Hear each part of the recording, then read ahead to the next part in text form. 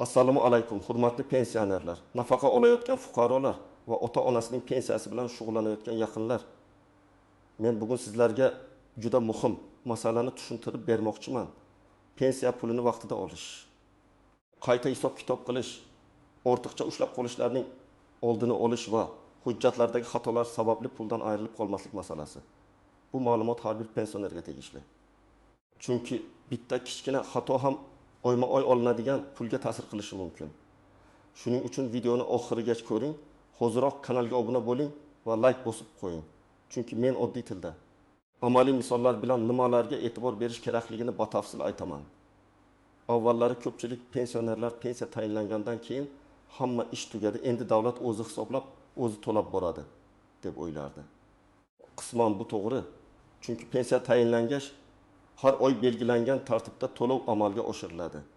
Lekin amalda vaziyat bundan ancha murakkab. Ish staji noto'g'ri kiritilgan bo'lishi mumkin. Ish haqi bo'yicha ma'lumot to'liq olinmagan bo'lishi mumkin. Plastik karta muddati tugagan bo'lishi mumkin.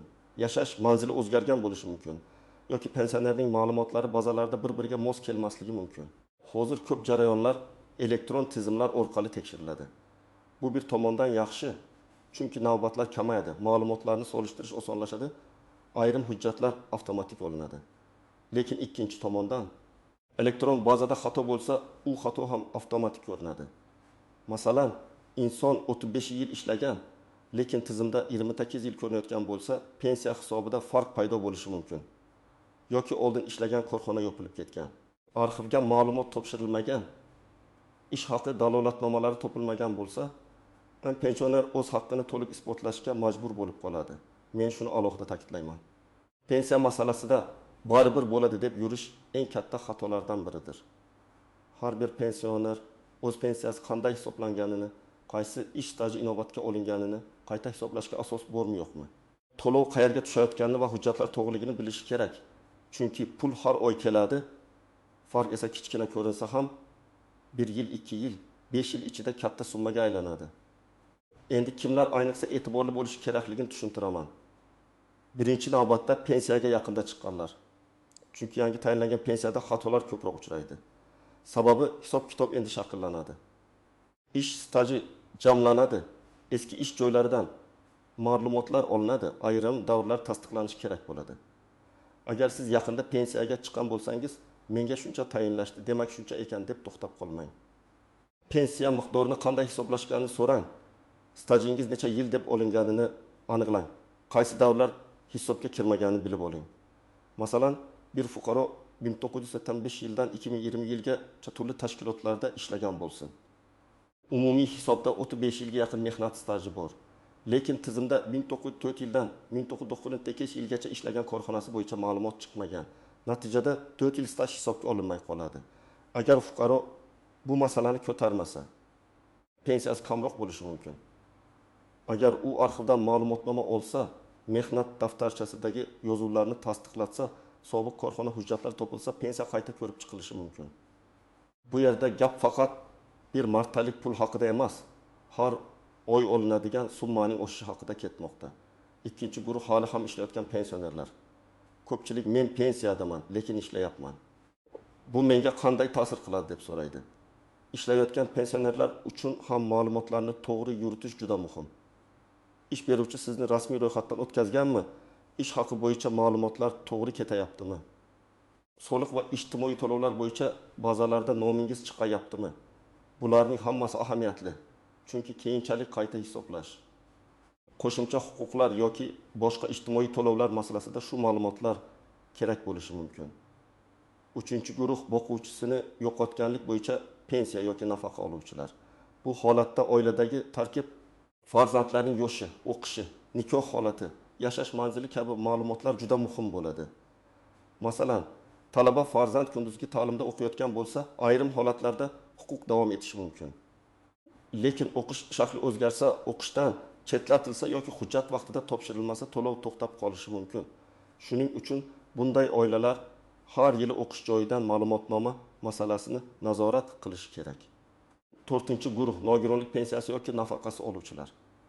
Bu yerda tibbiy xulosa nogironlik guruhi qayta ko'rik muddati reabilitatsiya hujjatlari va shaxsiy ma'lumotlarning to'g'riligi juda muhim.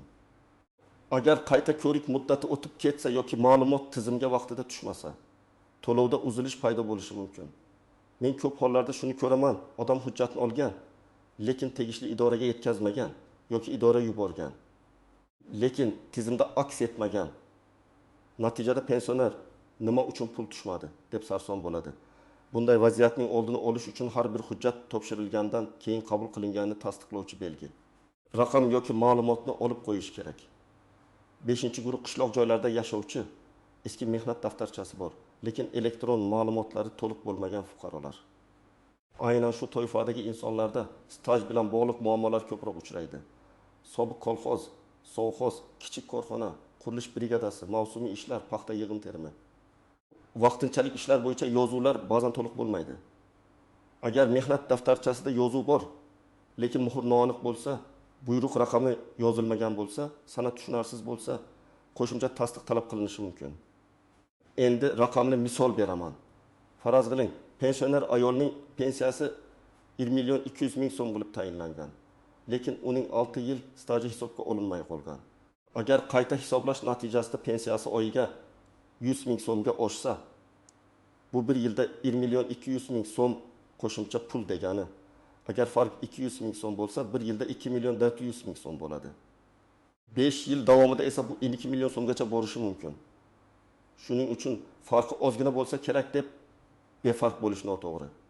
Yana bir hayotiy vaziyat. Pensionerning plastik kartasi muddati tugagan, u buni sezmagan. Chunki karta uyda turibdi, pul esa tushmayotgandek ko'rinadi. Aslida to'lov qaytgan yoki bankda texnik muammo bo'lgan bo'lishi mumkin. Bunday holatda odam avvalo bankka murojaat qilishi, karta holatini tekshirdirishi, keyin pensiya bo'limi yoki tegishli to'lov idorasidan to'lov yuborilgan yuborilmaganini aniqlashi kerak. Muammo har doim pensiya idorasida bo'lmaydi. Ba'zan bank kartasi, telefon raqami, SMS xabarnoma yoki hisob raqami bilan bog'liq bo'ladi. Kimlar unchalik xavotir olmasligi mumkin. Agar sizning pensiyangiz muntazam tushayotgan bo'lsa, hujjatlaringiz to'liq bo'lsa, mehnat stajingiz bo'yicha shubha bo'lmasa, yashash manzilingiz o'zgarmagan bo'lsa, plastik kartangiz faol bo'lsa va oxirgi tekshiruvlarda muammo chiqmagan bo'lsa, vahimaga tushish shart emas. Lekin bu umuman tekshirmaslik kerak degani emas. Men baribir yilga kamida bir marta o'z pensiya ma'lumotlaringizni tekshirtirib turishni maslahat beraman. Bu sog'liq tekshiruviga o'xshaydi. Kassal bo'lmasangiz ham oldini olish uchun tekshirasiz. Endi istisnolar. Ko'pchilik bilmaydigan nozik jihatlar va tuzoqlar haqida gaplashamiz. Birinchi nozik jihat ortiqcha to'langan pul masalasi. Ba'zan fuqaro biror o'zgarishni vaqtida xabar qilmaydi. Masalan, boquvchisini yo'qotganlik bo'yicha to'lov oluvchi farzand o'qishdan chiqib ketgan, lekin oila bu haqda xabar bermagan. Yoki nogironlik guruhi o'zgargan, qayta ko'rik natijasi boshqa bo'lgan, lekin ma'lumot vaqtida yangilanmagan. Keyin tizim buni aniqlasa, ortiqcha to'langan summa masalasi paydo bo'lishi mumkin. Bu juda yoqimsiz holat. Chunki odam pulni sarflab yuborgan bo'ladi, keyin esa qaytarish talabi chiqadi. Shuning uchun men doimo aytaman, pensiya yoki nafaqa olish huquqiga ta'sir qiladigan har qanday o'zgarishni yashirmang. Manzil o'zgarsa, oila tarkibi o'zgarsa, o'qish holati o'zgarsa, nogironlik guruhi yoki muddati o'zgarsa, bank rekvizitlari o'zgarsa, tegishli idoraga xabar bering. Bu sizni kelajakdagi qarzdorlikdan himoya qiladi. Ikkinchi nozik jihat ishonchnoma orqali pensiya olish. Ayrim pensionerlar yoshi katta bo'lgani, kasalligi yoki yurish imkoniyati cheklangani sababli pensiyasini farzandi, qarindoshi yoki qo'shnisi orqali oldiradi. Bu holatda ishonchnoma qonuniy rasmiylashtirilgan bo'lishi kerak. Lekin men bu yerda ehtiyot bo'lishni tavsiya qilaman. Pulni kim olayotganini, qancha olayotganini, sizga to'liq berayotganini nazorat qiling. Agar pensionerning o'zi nazorat qila olmasa, oilada boshqa ishonchli kishi ham xabardor bo'lsin. Chunki afsuski, hayotda pensiya pulini yaqinlari to'liq bermaydigan holatlar ham uchraydi. Uchinchi nozik jihat arxiv hujjatlari. Ko'p odamlar arxivga borishni qiyin deb o'ylab harakat qilmaydi. Lekin ayrim hollarda aynan arxiv ma'lumotimiz pensiyani sezilarli oshirishga yordam beradi. Eski ish joyi yopilgan bo'lsa, uning hujjatlari tuman yoki viloyat arxivida saqlanishi mumkin. Arxivga murojaat qilganda men ishlaganman, ma'lumot bering deb umumiy yozish yetarli bo'lmasligi mumkin. Siz ish joyi nomini, taxminiy yillarni, lavozimni, bo'limni, familiyangiz o'zgargan bo'lsa eski familiyangizni, mehnat daftarchasidagi yozuvlarni aniq ko'rsatishingiz kerak. Qanchalik aniq yozsangiz, hujjat to'plash ehtimoli shunchalik oshadi. 4-chi nozik jihat familiya. Ism, otasining ismi va tug'ilgan sana xatolari. Ba'zan eski hujjatda bitta harf boshqacha yozilgan bo'ladi. Masalan, Karimova o'rniga Karamova, Abdullayev o'rniga Abdullayev. Tug'ilgan sana 2-may o'rniga 20-may bo'lib ketgan. Oddiy ko'ringan bu xatolar keyin katta muammo tug'diradi. Chunki tizim bitta shaxs ekanini avtomatik tanimasligi mumkin. Bunday vaziyatda hujjatlarni moslashtirish, zarur bo'lsa sud orqali faktni tasdiqlash yoki HDYO organlari orqali tuzatish, kiritish talab qilinishi mumkin. 5-chi nozik jihat, pensiyani qayta hisoblash hamma uchun avtomatik bo'lavermaydi. Ayrim o'zgarishlar tizim orqali ko'rinadi, ayrimlari esa ariza bilan boshlanadi. Ya'ni sizda qo'shimcha stajni tasdiqlovchi hujjat topildi yoki ilgari hisobga olinmagan ish haqi ma'lumotnomasi chiqdi yoki hujjatdagi xato tuzatildi. Bunday holatda ular o'zi bilib oladi deb o'tmasdan ariza bilan murojaat qilish kerak. Arizada nimani so'rayotganingiz aniq yozilishi lozim. Pensiyamni qayta hisoblab berishingizni so'rayman. Falon yillardagi ish stajimni inobatga olishingizni so'rayman. Ilova qilingan ma'lumotnomalarni pensiya hujjatlarimga qo'shishingizni so'rayman kabi. 6-chi nozik jihat, telefon orqali aytilgan gapga suyanib qolmaslik. Siz biror idoraga qo'ng'iroq qildingiz, u yerda hammasi joyida deyishdi. Lekin keyin muammo chiqsa, telefon gapini isbotlash qiyin. Shuning uchun muhim masalalarda yozma murojaat qiling, elektron murojaat yuboring yoki qabul qilinganini tasdiqlovchi hujjat oling. Men buni ortiqcha rasmiyatchilik deb bilmayman. Bu o'z huquqingizni himoya qilishning eng oddiy yo'li. 7-chi nozik jihat, pensiya pulini boshqa odamlar nazorat qilib qo'yishi. Ayrim keksalar bank kartasini farzandiga beradi, PIN kodni aytadi. Keyin o'zi qancha pul tushganini ham bilmaydi. Men oilaviy ishonchga qarshi emasman, lekin moliyaviy shaffoflik bo'lishi kerak. Pensioni har oy qancha pul tushganini bilishi, SMS xabarnoma ulangan bo'lsa yaxshi. Bankdan ko'chirib olish imkoniyati bo'lsa, undan ham yaxshi. Agar telefon ishlatish qiyin bo'lsa, ishonchli farzand yoki nabira har oy tushum va yechimni ko'rsatib bersin. Endi eng muhim qismga o'tamiz. Pensioner amalda nima qilishi kerak? Men buni bosqichma-bosqich aytaman. Birinchi qadam, hujjatlarni bir joyga yig'ing. Pasport yoki ID karta, pensiya guvohnomasi yoki pensiya tayinlanganini tasdiqlovchi hujjat. Mehnat daftarchasi, eski ish joylaridan ma'lumotnomalar, harbiy xizmat bo'yicha hujjatlar, o'qish davriga oid hujjatlar, nikoh yoki familiya o'zgarishi haqidagi guvohnomalar, nogironlik bo'yicha tibbiy hujjatlar. Bank kartasi ma'lumotlari, bularning hammasi alohida papkada tursin. Hujjat kerak bo'lganda qidirib sarson bo'lmaysiz. Ikkinchi qadam, pensiyangiz qanday hisoblanganini aniqlang. Buning uchun yashash joyingiz bo'yicha pensiya bo'limiga, ijtimoiy himoya yoki tegishli vakolatli tashkilotga murojaat qilishingiz mumkin. Murojaatda odob bilan, lekin aniq so'rang. Mening pensiyamni hisoblashda necha yil ish staji inobatga olingan? Qaysi davrlar hisobga olingan? Qaysi davrlar bo'yicha ma'lumot yetishmaydi? Qayta hisoblash uchun qanday hujjat kerak? Bu savollarni yozib olib boring. Chunki qabulda odam hayajonlanib, yarmini unutib qo'yishi mumkin. 3-chi qadam, stajingizni o'zingiz ham tekshiring. Mehnat daftarchangizdagi har bir ishga kirgan va ishdan bo'shaganlarni yozib chiqing. Masalan, 1939 yil iyun sentabrdan 1996 yil iyungacha birinchi ish joyi, 1996 yil 25 iyuldan 1995 yil 20 dekabrgacha ikkinchi ish joyi. Oradagi bo'shliqlarni ham belgilang. Keyin pensiya bo'limida hisoblangan staj bilan solishtiring. Agar farq chiqsa, aynan qaysi davr tushib qolganini topish osonlashadi. 4-chi qadam, arxivga murojaat qilishdan qo'rqmang. Agar biror ish joyingiz bo'yicha ma'lumot yetishmasa, tuman yoki viloyat arxiviga yozma murojaat qiling. Murojaatda to'liq FISH, tug'ilgan sana, pasport ma'lumotlari, ishlagan korxona nomi, ishlagan yillar, lavozim, bo'lim, eski familiya bo'lsa, uni ham yozing. Mehnat daftarchasidan nusxa ilova qiling. Javobni kuting va kelgan ma'lumotnomani pensiya hujjatlariga qo'shish uchun tegishli idoraga topshiring. 5-chi qadam, bank bilan bog'liq masalalarni tekshiring. Kartangiz muddati tugamaganmi? Hisob raqamingiz faolmi? SMS xabarnoma ulanganmi? Telefon raqamingiz o'zgarmaganmi? Karta bloklanmaganmi? Bularni bankdan bilib oling. Agar pensiya tushmasa, avval pul yuborganmi yoki yo'qmi degan savolga javob topish kerak. Agar pul yuborgan bo'lsa, bank tomoni tekshiriladi. Agar yuborilmagan bo'lsa, pensiya to'lovini amalga oshiruvchi idora bilan aniqlashtiriladi. 6-qadam, har qanday murojaatni yozma qiling. Og'zaki gaplashish foydali, lekin yakuniy natija uchun yozma iz kerak. Ariza yozganda sanab qo'ying. Nima so'rayotganingizni aniq yozing. Ilova qilgan hujjatlaringizni sanang. Masalan, arizamga mehnat daftarchasi nusxasi, arxiv ma'lumotnomasi, pasport nusxasi ilova qilindi. Arizangiz qabul qilinganini tasdiqlovchi belgi yoki ro'yxat raqamini oling.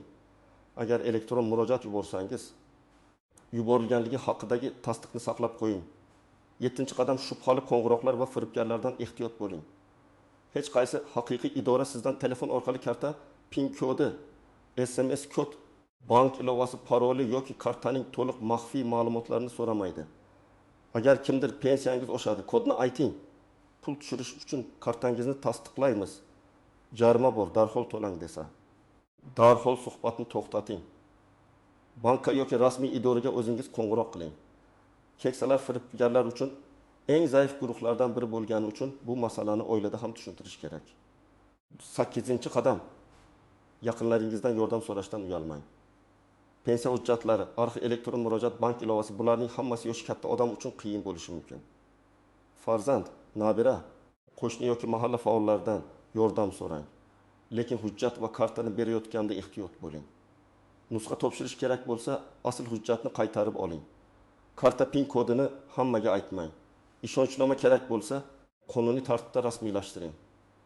9-qadam, pensiya miqdoridagi o'zgarishlarni kuzating. Har oy qancha tushganini yozib boring. Agar oldingi oy 1.500.000 so'm tushib, bu oy 1.300.000 so'm tushsa, sababini aniqlang. Balki qarzdorlik ushlangan, balki texnik xato, balki biror hujjat muddati tugagan. Mayli keyingi oy to'g'rilanar deb kutib yurish muammoni cho'zadi. Vaqtida so'rasangiz muammo tezroq hal bo'ladi. 10-qadam, huquqingizni biling, lekin xotirjam va tartibli harakat qiling. Idoraga borganingizda janjal bilan emas, hujjat bilan gapiring. Men falon davrda ishlaganman, mana mehnat daftarcham, mana arxiv ma'lumotnomam. Iltimos, qayta ko'rib chiqing desangiz, masala ancha samarali yuradi. Agar javobdan norozi bo'lsangiz, yuqori tashkilotga shikoyat qilish, yozma javob talab qilish, zarur bo'lsa huquqiy maslahat olish mumkin. Men yana bir muhim narsani aytaman. Pensiya masalasi faqat pensionerning o'zi uchun emas, butun oila uchun muhim. Chunki keksaning pensiyasi ko'pincha dori-darmon, oziq-ovqat, kommunal to'lovlar va kundalik ehtiyojlarga ketadi. Agar pensiya kechiksa yoki kamayib qolsa, bu darhol oilaviy byudjetga ta'sir qiladi. Shuning uchun farzandlar ota-onasining pensiya hujjatlari bilan qiziqib turishi kerak. Bu aralashish emas, bu g'amxo'rlik. Hurmatli tomoshabinlar, men bugun sizlarga pensiya masalasida eng muhim jihatlarni tushuntirdim. Hujjatlarni tekshirish, stajni aniqlash, arxiv ma'lumotlarini izlash, bank kartasini nazorat qilish, o'zgarishlarni vaqtida xabar qilish va firibgarlardan ehtiyot bo'lish. Eng asosiy fikr shuki, pensioner o'z pensiyasi qanday hisoblanganini bilishi va har qanday shubhali holatda darhol aniqlashtirishi kerak. Bu sizning qonuniy haqqingiz. Uni himoya qilishdan uyalmang. Agar sizning pensiyangizda tushunarsiz kamayish bo'lgan bo'lsa, stajingiz hisobga olinmagan deb o'ylasangiz yoki hujjat topshirishda muammoga duch kelgan bo'lsangiz, izohlarda yozib qoldiring. Men keyingi videolarda eng ko'p uchraydigan savollarni alohida tushuntirib beraman. Videoni yaqinlaringizga yuboring, chunki bu ma'lumot har bir pensionerga kerak bo'lishi mumkin. Like bosing, kanalga obuna bo'ling va bildirishnomani yoqib qo'ying. Shunda muhim yangilik va amaliy maslahatlarni o'tkazib yubormaysiz.